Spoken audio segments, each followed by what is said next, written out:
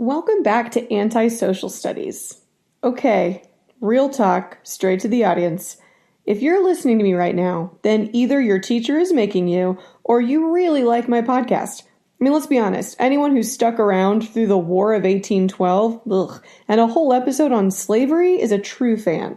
So thank you, and I also want you to consider joining my Patreon. I put out 1 or 2 mini episodes each week that cover current events. And it's also a great way to show your support for this podcast. I post all of my episodes, teacher resources, and lesson plans for free on my website, antisocialstudies.org, because I want everyone to be able to access the content that I love to create. But I'm also a teacher, and we could all use a little more money to help us out. So check out patreon.com/antisocialstudies, and at least listen to my most recent mini episode on impeachment. It's free. Anyone can go listen to it. And if you like it, then please consider joining. Okay. That's my commercial for the day, unless Stamps.com reaches out before I'm done editing this episode.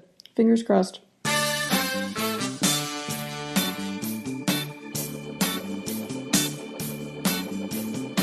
Last episode, we explored American slavery in depth. It was terrible.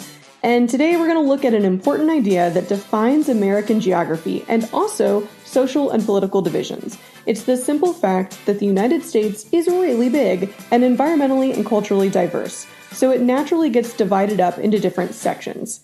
We call this, wait for it, sectionalism. We're talking about our first frontier president, who's supposed to be getting taken off the $20 bill as we speak, I think. We'll look at that time we took over half of Mexico and how all of this expansion just inflamed the debate around slavery. Today's episode is all about sectionalism, or Manifest Destiny's Child. This is Antisocial Studies. I'm Emily Glankler. Settle in and let's go back in time. Now, before we get into the episode, I want to establish a few basic premises that honestly are going to be important for the rest of American history. A few continuities. Number 1, we hate taxes. We've already established that. Number 2, we can't decide how powerful the federal government should be, and Andrew Jackson is just going to confuse all of us on this. And number 3, we want to expand, roam, colonize, conquer, invade, whatever you want to call it. Americans always want more, and nothing epitomizes this more than the frontier. Americans in the East saw it as the edge of civilization, wild land that was untamed and unclaimed. Meanwhile, Native Americans and Mexicans are like, should we be worried? Yes, always. Think about it this way. From the beginning of our history, Americans have been frontiers people. First, they traveled across the ocean to unknown territory in the New World. One of the reasons we got so angry with the British was because of the proclamation of 1763 that said we couldn't go west of the Appalachian Mountains. How dare you, Britain? When we were still just a few years old, we bought the Louisiana Purchase, even though we had absolutely no need for it. Jefferson was like, treat yourself. The War of 1812 was mostly motivated by the desire to expand unbothered into that new territory, but we also were secretly hoping to get Spanish Florida and British Canada out of it. Americans be expanding. But every time we expand, the question of slavery comes up again. Would slavery be allowed in this new land? And every time Congress got into an argument that verged on a real conflict, they would come to some compromise that just pushed the issue down the road. In the first half of the 19th century, the Missouri Compromise banned slavery in the northern half of the Louisiana Territory while admitting Missouri and Maine as a new slave and free state, respectively. Other similar compromises constantly kept the balance of power equal. Neither side wanted the other to get more senators. So, westward expansion complicated things for our young country, but it also led to demographic changes in U.S. voters. In the first few decades of the 19th century, as more frontier states were admitted into the Union, many elected leaders pushed for universal white male suffrage. By the 1820s, most states had removed the property requirement for voting, and this ushered in a new era of leadership away from the wealthy elites and toward a more populist group of leaders coming from the, quote, common people and the military. And in walks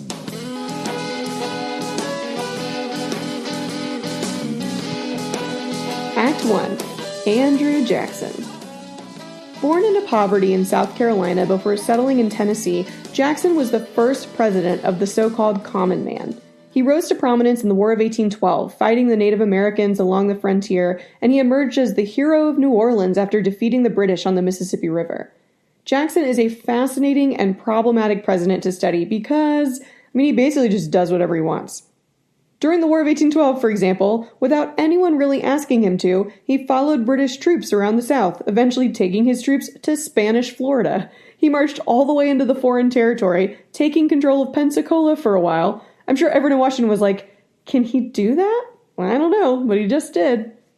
Jackson defeated the British at the Battle of New Orleans, and although it was fought after the war had officially ended, Jackson became a national celebrity. After the close of the war, Jackson was named commander of the Southern District. He entrusted the command of the troops in the field to subordinates while he retired to his home at the Hermitage near Nashville.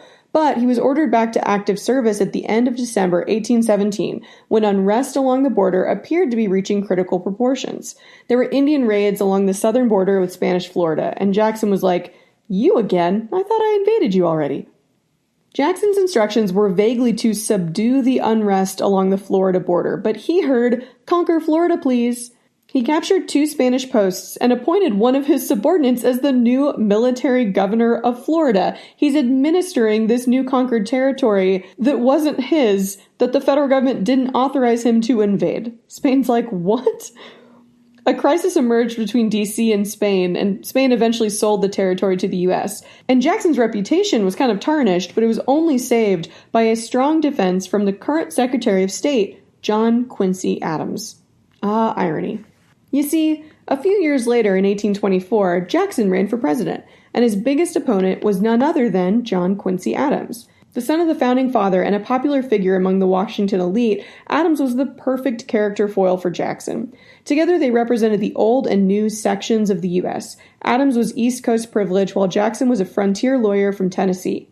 Thanks in part to newly introduced universal white male suffrage, you no longer had to own property to vote in most states, Jackson won both the popular vote and he won the most electoral delegates. But neither number was a clear majority because there were 4 total candidates in the election. In this case, that meant that the decision went to the House, where Adams was known and was quite popular. Speaker of the House Henry Clay threw his support behind Adams, and then, mysteriously, when Adams was chosen as president by the House, he quickly made Henry Clay his Secretary of State. That seems kind of fishy. Jackson's supporters across the country called this a corrupt bargain and evidence that the government was an elite insiders club that ignored the desires of the common people. 4 years later, Jackson won in a landslide, becoming president in 1828.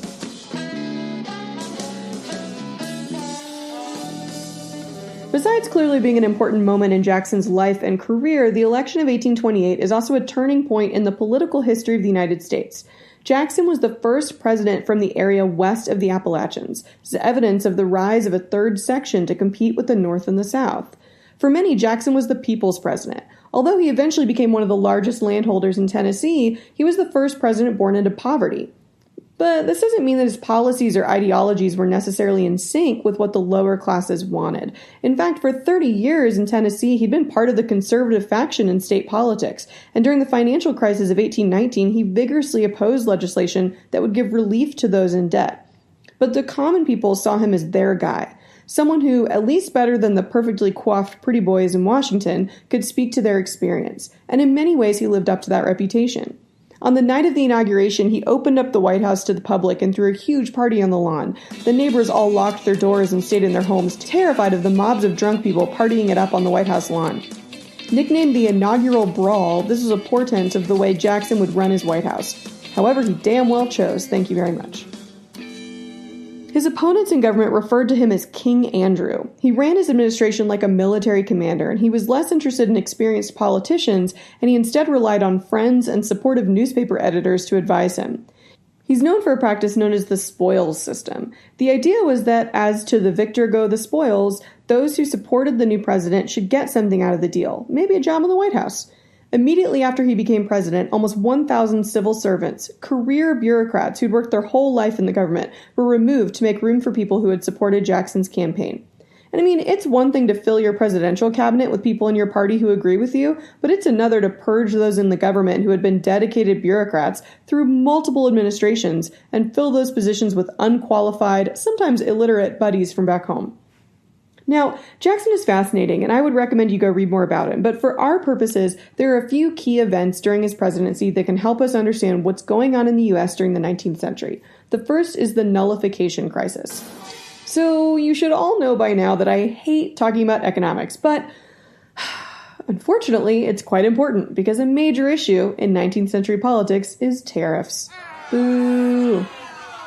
Tariffs are essentially taxes on foreign goods coming into the country. And in general, during this time period, this is a huge generalization, people who are in business and manufacturing, they want high tariffs, and farmers want low tariffs.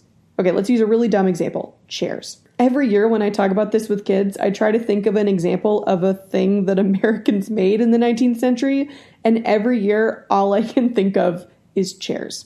Anyway, so let's say that some other country is a big producer of chairs, and they want to sell their chairs in the U.S. People who are chair makers in the U.S. would want a high tariff on those foreign chairs to protect their industry. It would raise the price of foreign chairs so that hopefully more people will buy yours. And you might be able to raise your own prices as long as you keep it lower than the foreign competition. Got it? Business owners and manufacturers at this time generally like higher tariffs. But if you're a farmer, you don't make chairs. You grow cotton. So you, the farmer, have to buy chairs. So you don't want a high tariff because that raises the price on all chairs and means you have to spend more money. So way oversimplified, during the 19th century, typically people in the North support high tariffs and people in the South and the West, where it's mostly farmers and agricultural work, they don't. All right. Yada, yada, yada. A high tariff was passed and South Carolina was pissed. They argued that they had the right as a state to not abide by federal rules that they deemed bad for their constituents. Again, who has more power, the federal government or the states? Jackson, in this case, said that the federal government did, so he marched troops down to South Carolina to enforce the law and make them accept the new tariff. South Carolina did back down for now, right? Like, South Carolina's upset that the federal government is encroaching on its states' rights to make its own economic decisions, and so they threaten to secede? Where have I heard that before? Oh, right, 30 years in the future when it literally happens again over slavery. Okay, back to Jackson. The other event he's infamous for is his treatment of Native Americans. He became a national war hero to white Americans, fighting the Native Americans in the West and in Florida during the War of 1812. But as president, he's going to go even further in asserting white American dominance over indigenous people. In 1829, people in Georgia were like, "We want more land, please." And then they noticed 9 million acres of land inside the state of Georgia where no one lived. And by no one, I of course mean that Native Americans were living there, but they apparently were invisible to the people of Georgia. The state ended up allowing Georgians to settle the land, despite the fact that the Cherokee Indians had a land title that was guaranteed by a treaty with the United States. The Native Americans were like, can they do that? And the Supreme Court answered with a resounding, no way, states can't violate federal treaties, that's insane. So the Supreme Court ruled on the side of the Native Americans. Woohoo! And in walks Andrew Jackson. He responded to the Supreme Court's decision by saying, and I quote, "Chief Justice John Marshall has made his decision, now let him enforce it." What? That's literally your job. AJ, you're the leader of the executive branch. You know, the one that's supposed to execute or enforce the laws passed by Congress and the decisions handed down by the Supreme Court. Like, you're that guy. But nope. Jackson didn't send troops down to protect Indian land, and he did nothing to stop white settlers from flooding into the native territory, which, again, I just want to make sure we're clear, it was a foreign country, protected by a treaty with our own government. But whatever. In 1830, 1 year later, Congress signed the Indian Removal Act, giving the president the power to give unsettled land in the West to Native Americans in exchange for their homeland. How nice of them. It was basically nullifying the previous treaties that had been negotiated with each tribe. Without any other options, the Cherokees were forced to sign a new treaty that gave up all of their 9 million square feet of land in Georgia for new territory west of Arkansas.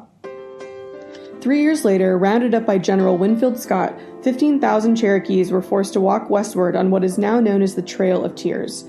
Along the way, 1 in every 4 died of starvation, illness, and exposure. Because, they were forced to leave their homes in the middle of winter. Throughout Jackson's presidency and for the rest of the 1830s, Native Americans across the Southeast were forced from their tribal lands and funneled to the West, mostly to modern-day Oklahoma. The majority were from the so-called 5 civilized tribes, which included the Cherokee, Creek, Chickasaw, Choctaw, and Seminole Indians. So, what can we learn from Andrew Jackson? Well, for one, not all presidents have a clear guiding philosophy. He was elected by common men who mostly wanted the federal government to have less power over their lives, unless they could get a job working for the federal government, in which case they were happy to be spoiled by Jackson. And even though most of his supporters didn't like high tariffs, he used the power and might of the federal government to enforce a tariff in South Carolina. But then, when the Native Americans needed a powerful federal government to step in and enforce the Supreme Court decision, he backed away and said, I'm leaving it up to the state to figure it out.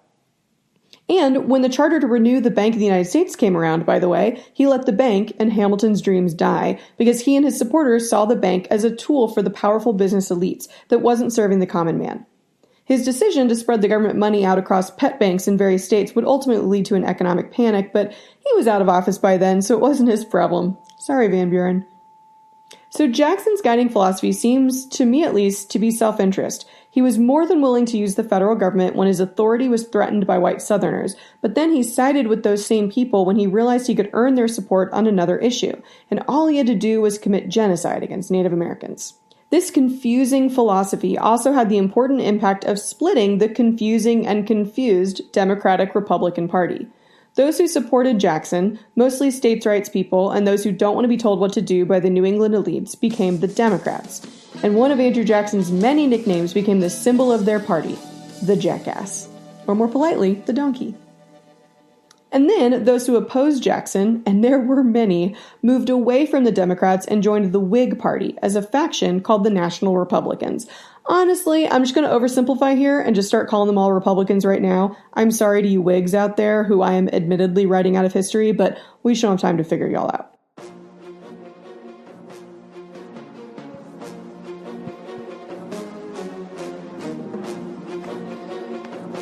Act 2. The Mexican-American War. Okay, so Andrew Jackson was the first U.S. president from west of the Appalachian Mountains, but most of us don't really think of Tennessee as the West anymore. And that's because, over the course of the 19th century, the U.S. went through a period of rapid expansion based on the concept of manifest destiny. Just like white versus non-white racism was developed as an explanation or justification for the rise of African slavery in the New World, the concept of manifest destiny arose as an explanation or justification for westward expansion. Because let's be clear, from the white U.S. American view, we expanded, but from the perspective of Mexicans and Native Americans, we conquered. Magazine editor and Jacksonian Democrat John L. O'Sullivan first wrote the term manifest destiny in his newspaper in 1845. In fact, he wrote that we should fulfill, quote, our manifest destiny to overspread the continent allotted by Providence for the free development of our yearly multiplying millions. The general idea was that the continent of North America was ours for the taking. We had a rapidly growing population in the east, and they needed to go somewhere. And according to us, the people living in the western half of the continent were not utilizing the land as well as we would be, not to mention the fact that they were believed to be racially inferior. And so, it was natural and obvious, manifest, that God intended for white Americans to eventually settle from sea to shining sea. Did everyone believe this concept? Well, I mean, the indigenous and Mexican people living in the West definitely didn't. But even in the U.S., no. Many Whigs/National Republicans saw it as a dangerous ideology that could lead us into costly wars, which turned out to be true. But Jacksonian Democrats rallied behind the idea, especially under the manifest destiny president himself, James K. Polk. All right, why are we talking about Polk? Well, he was the first dark horse candidate in American history, so that's fun. He was the last Jacksonian president, and the last quantifiably strong president that we'll see until the Civil War. I dare you to name a president from the 1850s. I'll wait. Also, Polk went to my alma mater, UNC Chapel Hill. Go Tar Heels. Although, I'm not super proud of that, and you'll see why. So, he grew up in North Carolina, became a lawyer in Tennessee alongside friend Andrew Jackson, eventually becoming governor of the state. After Jackson left office, we saw a series of Jacksonian-style presidents. Martin Van Buren, AJ's vice president, then William Henry Harrison, the hero of Tippecanoe, sorry Tecumseh, but he refused to wear a coat while giving the longest inaugural address in a snowstorm, so he died of pneumonia 1 month into office. Wah, wah. His vice president, John Tyler, took over and did some things, I'm sure. I don't know. And finally, we get to James Polk. Behind all of these men was Andrew Jackson, still pulling the strings of the Democratic Party and making sure that his buddies got into office. Polk campaigned explicitly on manifest destiny. He wanted to get full control of Oregon, which we currently shared with the British. That's cute, right? His campaign slogan, 5440 or bust, for example, referenced his desire to acquire all of the Oregon Territory up to the southern boundary of Russian Alaska. And his supporters also knew that it was Polk's desire to admit independent Texas as a state in the Union. When he was elected president, Texas was admitted as a slave state into the U.S., and Polk negotiated with Britain to split Oregon so that we got the southern part of the territory as a free state. You see, at this point in time, it was super important to Congress that we keep the balance of free and slave states equal so that neither side got more representation in the Senate. So every time we admitted one state, free or slave, we had to have a counterpart ready to go to enter the country alongside them. It was like a buddy system, but with slavery. So Polk got some of what he wanted, but he wasn't done. By 1846, 1 year into his presidency, the U.S. controlled all of the land from sea to shining sea, except the southwest quarter, which was still Mexico.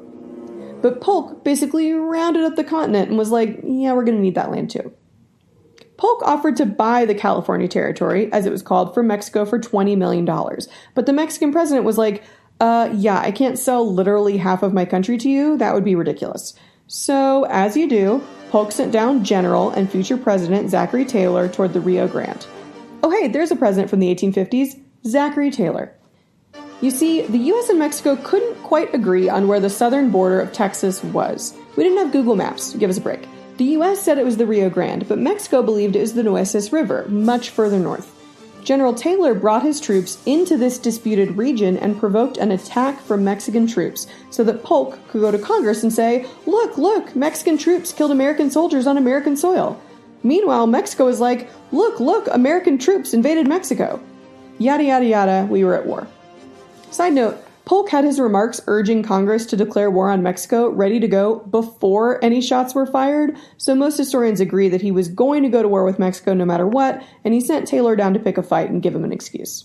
Awesome. Except that one annoying member of Congress didn't think this was awesome. A Whig from Illinois wrote up a series of resolutions nicknamed the Spot Resolutions, so called because they formally requested the president to provide Congress with the exact location or spot upon which blood was spilt, because he didn't believe Polk when he claimed it was on American soil. This little-known and annoying representative was named Abraham Lincoln, and my sources are telling me he's going to be a pretty big deal in a few years. So clearly not everyone agreed with the newly declared Mexican-American War. Many abolitionists saw the war as an attempt by slave states to extend slavery and enhance their power by creating additional slave states out of Mexican territory, like Texas. One example of this is writer Henry David Thoreau, who was jailed in 1846 for refusing to pay taxes in protest of the government. No, he only spent one night in jail. His aunt paid the back taxes and bailed him out. It's called privilege, folks. But he went on to write a long essay called Civil Disobedience. In it, Thoreau argued that a person should break the law if that law or that government is unjust, writing, quote, "If the government is of such a nature that it requires you to be the agent of injustice to another, then I say, break the law. Let your life be a counter-friction to stop the machine." Quote, badass. Let your life be a counter-friction to stop the machine? Whoa. Also, this was written almost 100 years before Gandhi made the idea of civil disobedience famous, so nicely done, Thoreau. Okay, now go write about a pond or something. Anyway, not everyone supported the war. The Whig Party in Congress eventually censured Polk for what they saw as an illegal war started because of false pretenses, but we went to war anyway. So, we fought a war with Mexico and we won. Yeah, I mean, you know how I feel about military history at this point, so let's just go through this in a bullet point format. Alright. Mexican General Santa Anna was brought back from exile in Cuba to lead his forces, after tricking Polk into believing that he would help negotiate an end to the war. He then became president of Mexico a few months later. Good for him, said no white Texan in the 19th century. Then, General Winfield Scott landed his ships at Veracruz and marched toward Mexico City. With zero historical sensitivity, he followed the same route that Hernan Cortez had taken when he conquered the Aztec Empire. Too soon, General Scott. By 1847, General Scott laid siege to Mexico City's Chapultepec Castle. During the ensuing battle, a group of young military school cadets, nicknamed the Niños Héroes, all teenagers, defended the castle until they chose to commit suicide rather than surrender. Also, another interesting fact. Throughout the war, the Mexican government recruited disenfranchised groups living in the U.S. to fight for them instead, with a lot of success. The most famous example of this is the San Patricios, or the St. Patrick's Battalion. Formed and led by Irish-American John Riley, this was a unit of a couple hundred men. Many were deserters from the U.S. military, and they fought for Mexico. The group included mostly Catholic Irish immigrants, other immigrants of European descent, and escaped slaves from the southern United States. They manned artillery in some of the fiercest battles of the war and are honored today in both Mexico and Ireland. Just a reminder that the United States had made plenty of enemies, both inside and outside its borders, by the middle of the 19th century, especially with its treatment of new immigrants and people of color. But the U.S. wins the war and signs the Treaty of Guadalupe Hidalgo. We established the Rio Grande as the official southern border with Mexico. Mexico formally recognizes our annexation of its former territory of Texas, and they agree, under duress really, to sell California and the rest of its territory north of the Rio Grande to us for $15 million. So, the result of the Mexican-American War is that the U.S. acquired more than 500,000 square miles of Mexican territory, finally completing our manifest destiny to control the land from the Atlantic to the Pacific Ocean. A few notes about that land before we move on. For one, I think it's hilarious that we call that land the Mexican Cession, because that implies that Mexico willingly gave us or ceded that land. But now you know that's not the case. Also, that territory, which includes the modern-day states of California, Nevada, Utah, Arizona, and parts of Colorado and New Mexico, was not empty. Close to 100,000 Spanish-speaking Mexicans lived there, in addition to 100,000 Native Americans. Which is why it's really problematic to assume that people of Mexican descent in, say, California might be products of immigration. Because for tens of thousands of families who've lived on that land for centuries now, they didn't come to the United States. The United States came to them.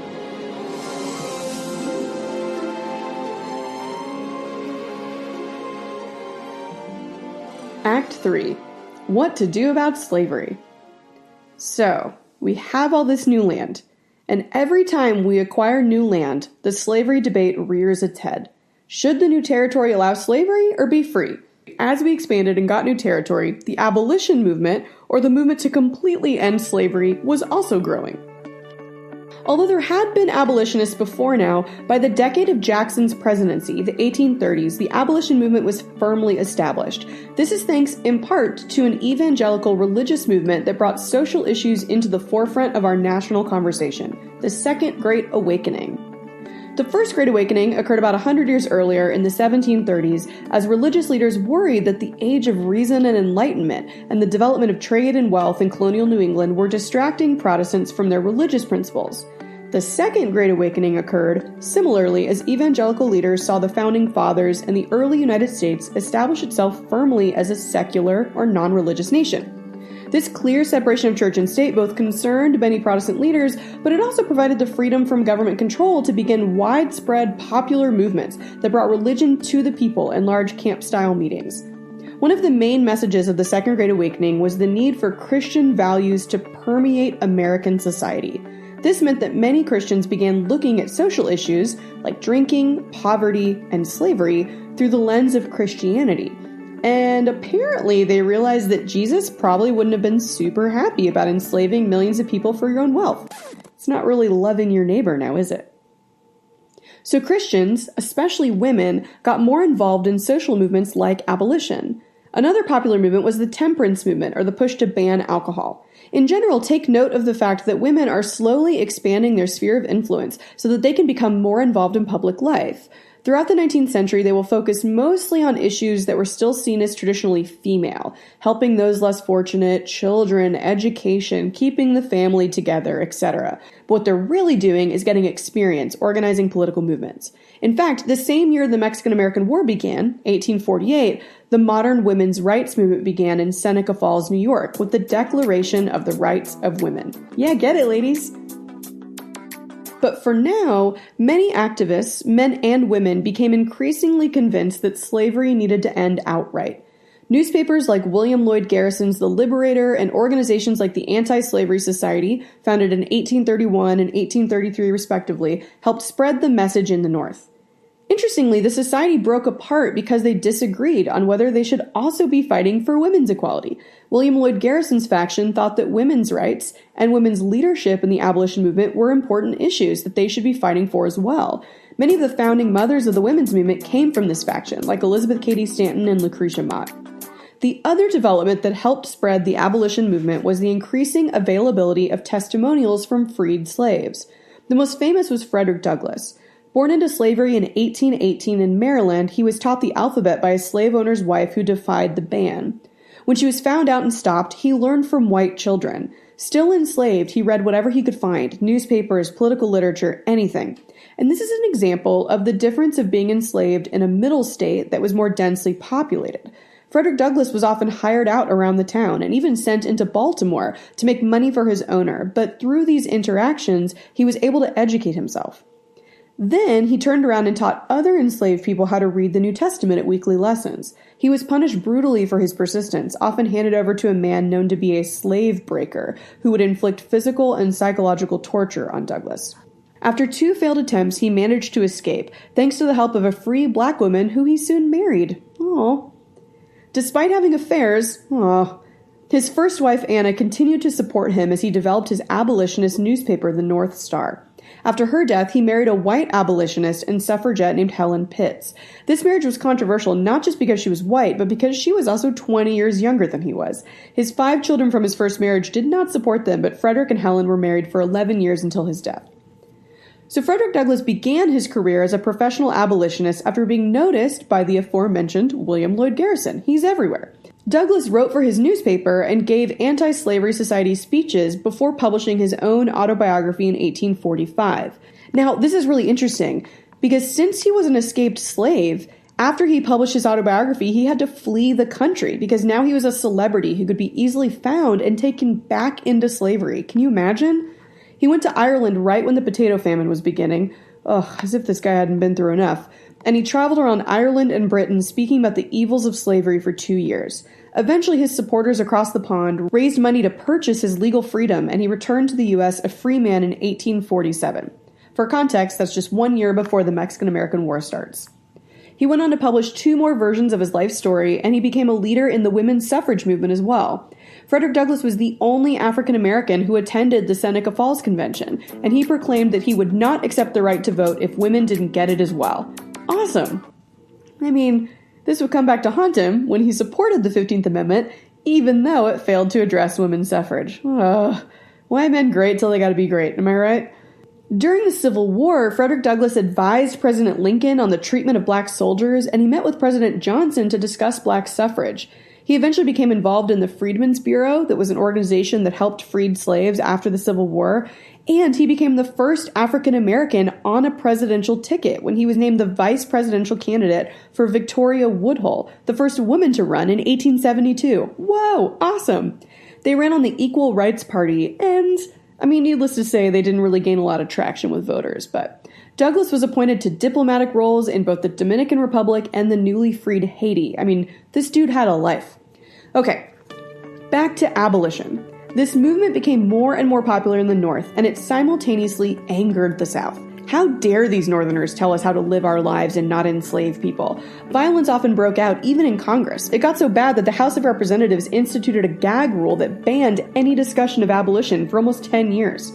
But by the end of the 1840s, it was impossible not to talk about slavery when the U.S. increased its size so much thanks to the Mexican-American War. And while the abolition movement was growing, it was more common in political life to see some Northerners, especially politicians, becoming free soilers. So instead of outright ending slavery, this meant that they didn't believe slavery should be extended into any new land or soil. Man, gotta love politicians watering everything down until it's bland enough for all those dudes in Congress. For example, just a few months into the Mexican-American War, Congressman David Wilmot of Pennsylvania introduced a proposal to ban slavery in any territory acquired from the war. The provision, attached to a bill to provide money for the war effort, passed the House along sectional lines. Free state representatives voted for it, and slave state representatives voted against it. But in the Senate, the slave states had more power because the numbers were balanced. Thanks, Connecticut Compromise. Southern senators rejected the provision, instead proposing that we just extend the line that had been established decades earlier in another compromise, the Missouri Compromise. So many compromises. Basically, any new state below the southern border of Missouri would be a slave state, and any state north of that line would be free. Neither side could come to an agreement, and both proposals just died in Congress. Like they couldn't get anything done. Imagine that. Complicating things even more, by 1849, California had enough white English-speaking residents to apply for statehood, and this created a problem for Congress, because there wasn't another territory that was ready to be admitted. California didn't have a buddy. Beyond that, Congress wasn't even sure whether California would be a freer slave state. You see, according to the newly drafted state constitution, only white men were acknowledged as citizens. That's not uncommon at this time. But in addition, as the Native American communities came under attack from the newly arrived white settlers, many of their orphaned children were being sold into slavery by Californians. So, that's awful. Despite these problems, Congress decided to admit California as a free state as part of another compromise passed in 1850. It was called, wait for it, the Compromise of 1850. Whoa. Congressmen from slave states did not like that California was upsetting the balance in Congress, because now there would be more senators from free states. So in exchange, they got the way more rigid Fugitive Slave Law that made it so that free states basically had to help return escaped slaves to slave states, or else they would be violating federal law. Now, the Underground Railroad had already existed, but now with this Fugitive Slave Law, the operation escalated quickly. So for context, Harriet Tubman escaped from slavery in 1849, 1 year before this law was passed. Okay, so I could go on for a long time about the Underground Railroad, but for now, I just want to mention one aspect of it that's often misunderstood. The Underground Railroad was not nearly as secretive as we often think. Now, obviously, those like Harriet Tubman who were going into the South to free eventually 300 slaves had to operate covertly. It was incredibly dangerous and secretive.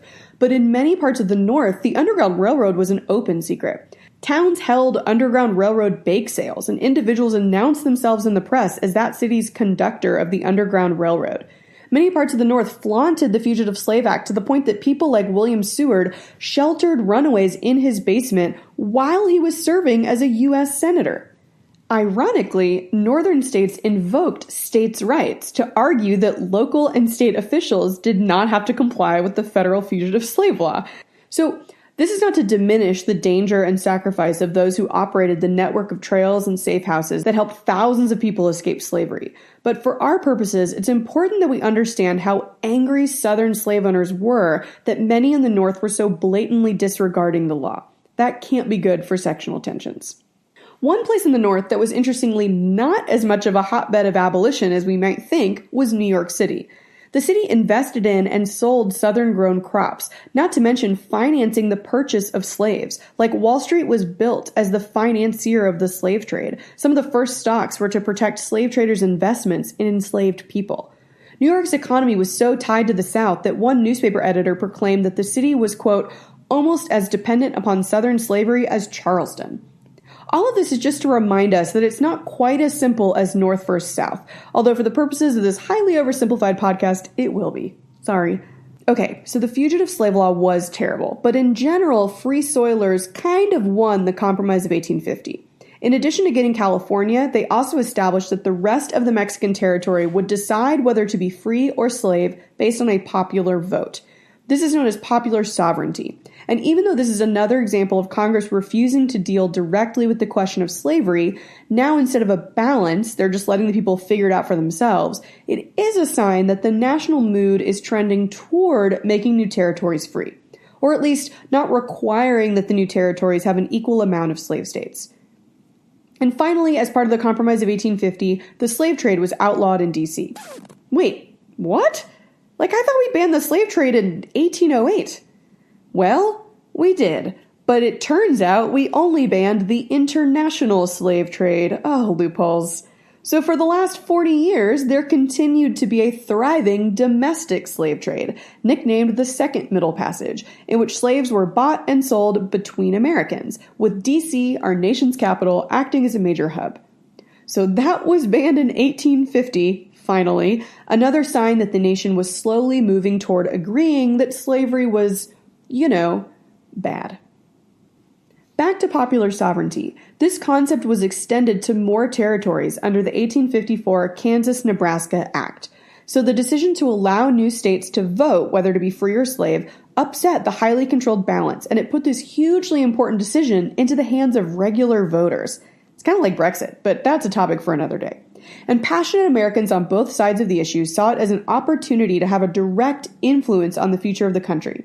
For example, starting in 1854, residents of the new state of Kansas held elections to decide whether to enter the Union as a free or a slave state. On the eve of the election, slavery advocates and abolitionists flooded into the territory so that they could vote in the election and decide the state's future. In the first vote in Kansas, which was just to decide who their non-voting representative would be until they became a full state, Congress found 1,729 instances of voter fraud and over 1,000 illegal votes. In one voting location, only 20 of the 604 voters were actually residents of the Kansas Territory.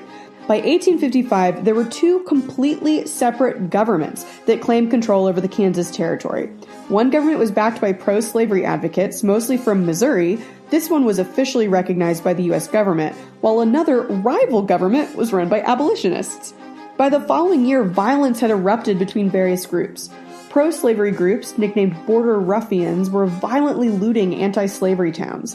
Meanwhile, a militant abolitionist named John Brown orchestrated the murder of 5 pro-slavery settlers.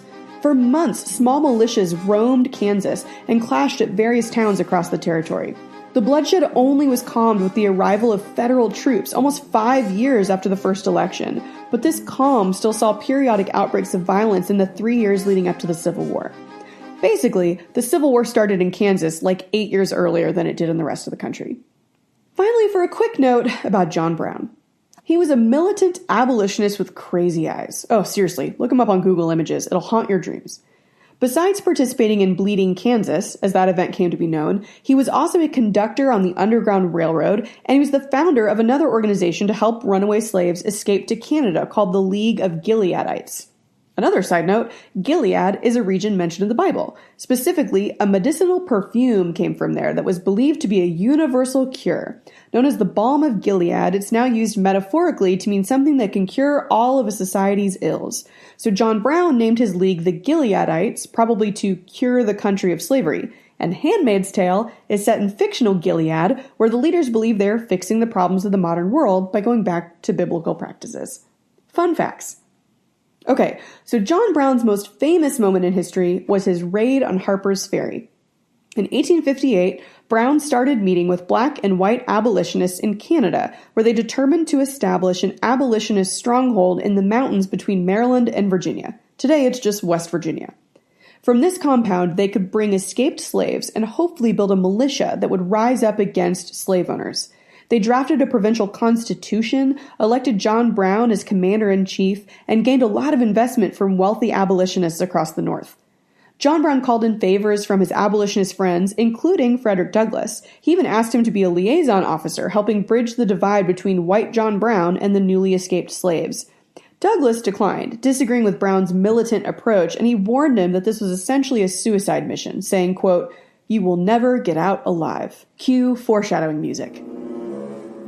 In 1859, just 1 year before the Civil War is going to start, John Brown went through with his plan, renting out a farmhouse 4 miles north of Harper's Ferry. At the farm, Brown trained 21 men to fight, and they planned to capture the federal arsenal in the nearby town. The idea was that from there, they would use the weapons to liberate slaves who would join their growing rebellion that would sweep across the South. Unfortunately, when the raid occurred in October, nothing went right. Slaves in the area did not join the raid, and John Brown's militia was easily put down by local troops and the U.S. Marines, who happened to be under the command of a pretty impressive military mind, none other than Robert E. Lee. Whoops. Brown was captured and found guilty of murder, inciting slave insurrection, and treason against the state of Virginia. Upon hearing his death sentence, Brown said, quote, "If it is deemed necessary that I should forfeit my life for the furtherance of the ends of justice, and mingle my blood further with the blood of my children, and with the blood of millions in this slave country whose rights are disregarded by wicked, cruel, and unjust enactments, I submit, so let it be done." I mean, the guy was committed, I'll give him that. John Brown was executed in December in front of a crowd that included an unknown actor named John Wilkes Booth. And his death was reported around the world. French novelist Victor Hugo, the guy who wrote Les Mis and The Hunchback of Notre Dame, wrote that Brown's death would, quote, "open a latent fissure that will finally split the Union asunder." Cue more foreshadowing music.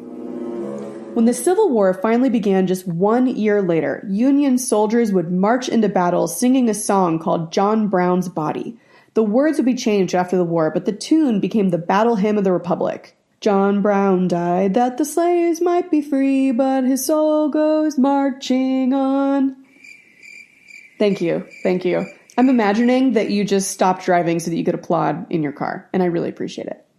So, we're now a massive nation that can't agree on basically anything. North versus south, east versus west, every section has an issue with every other section. The powder keg was full.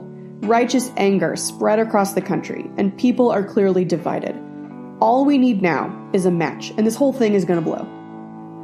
And you remember that annoying guy who refused to give up his crusade to find the spot where the Mexican-American War began? Yeah, that guy's going to be our match. To be continued. Thanks so much for listening. For a transcript and a link to my sources, go to antisocialstudies.org. And just a reminder, please check out my Patreon page and see if you like what I'm posting up there. If you're interested in the news and you like the sound of my voice, I guarantee you'll love it. Follow me on Instagram at antisocialstudies, and please help me spread the word. Thanks.